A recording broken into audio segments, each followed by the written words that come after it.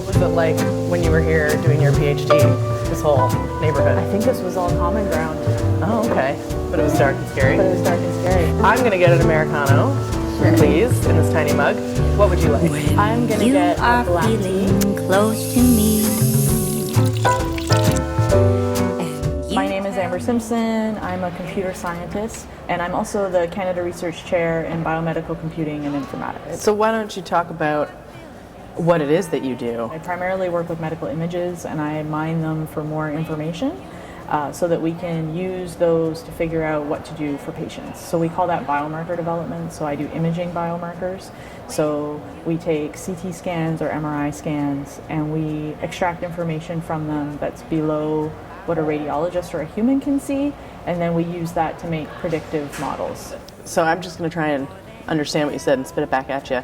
We know that if the patient has these biomarkers, which I love saying, makes me sound so smart, they should have this kind of chemotherapy. Yeah. Or that kind of chemotherapy is not going to work because their cancer is too aggressive, so we should send them for a novel immunotherapy or something like that.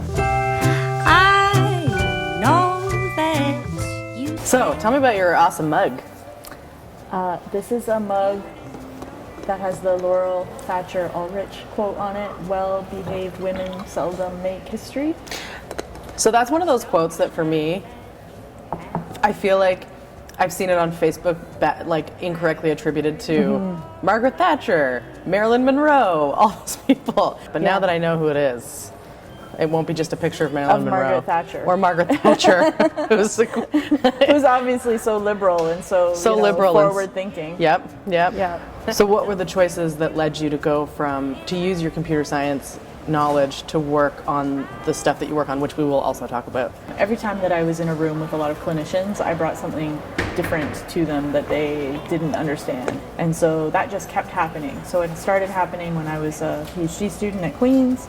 And then as I kept moving around, I kept having that ability to be able to talk to clinicians and translate the work that I do to what they do, and maybe translate what they do to what I do. So how does your work benefit patients right now? So either your cancer can be removed by a surgeon or it can't. So if it can't be removed, then we give you chemotherapy. And we give you that chemotherapy until you fail that chemotherapy.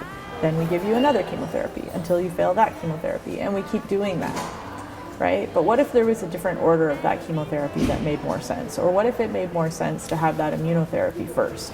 And that's the kind of thing that we don't really know how to do right now that you could do if you had good biomarkers.